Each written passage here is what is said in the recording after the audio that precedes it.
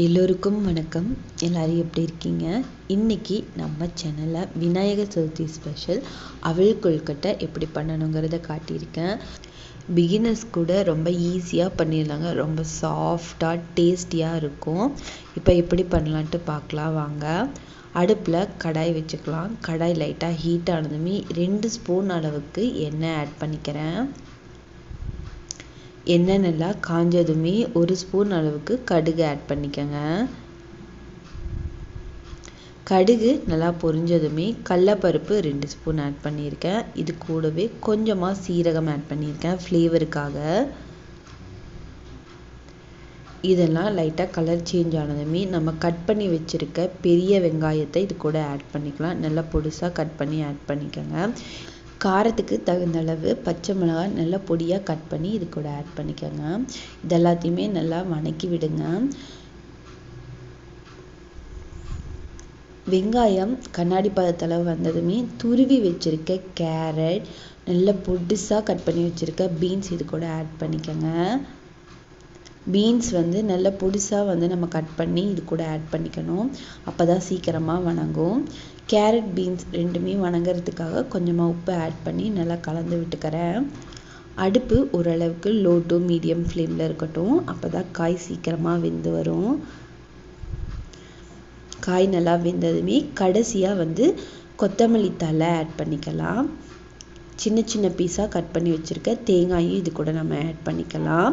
தேங்காய் துருவல் ஆட் பண்ணலாம். பட் இருந்தாலும் நம்ம சாப்பிடும்போது தேங்காய் கடிப்படும் போது தான் நல்லாயிருக்கும். அதனால் பீஸாக கட் பண்ணி ஆட் பண்ணியிருக்கேன். இப்போ அது நல்லா ஆறட்டும். அதுக்குள்ளே நம்ம அவல் 1 கப் அளவுக்கு எடுத்திருக்கேன். கொஞ்சம் தின் அவலாக எடுத்துக்கோங்க. அவலை நம்ம 2 இல்லை 3 தடவை வாஷ் பண்ணி எடுத்துகிட்டு வந்துக்கலாம்.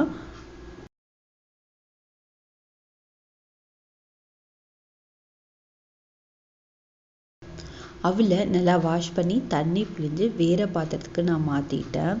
பாருங்கள், இந்த மாதிரி கட்டியாக இருக்க அவலெல்லாம் நல்லா உதுத்து விடுங்க. இப்போ நாம் ரெடி பண்ணி வச்சுருக்க கேரட் பீன்ஸ் கலவையை இது கூட நம்ம ஆட் பண்ணிக்கலாம். இந்த கொழுக்கட்டைக்கு தேவையான அளவு உப்பை இந்த ஸ்டேஜில் ஆட் பண்ணிக்கிறேன். தண்ணி எதுவுமே தேவைப்படாதுங்க. அதனால் கையால் நல்லா கலந்து விடுங்க. அப்போ தான் ஆவியில் வேக வைக்கும்போது டேஸ்ட் சூப்பராக கிடைக்கும். அவல் கொழுக்கட்டை அப்படிங்கிறதுனால நம்ம இந்த மாதிரி ஷேப்பில் தாங்க பிடிக்க முடியும். இல்லை அப்படின்னா ரவுண்ட் ஷேப்பில் கூட நம்ம பிடிச்சி எடுத்து வச்சுக்கலாம்.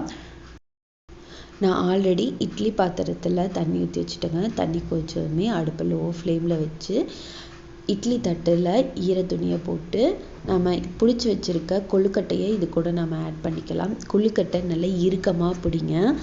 ஆவியில் வெந்து வரும்போது அவல் நல்லா சாஃப்டாக இருக்கும். சுட சுட எடுத்தீங்க அப்படின்னா நல்லா உதுராக போயிடும். கொழுக்கட்டை ஷேப்பில் இருக்காது.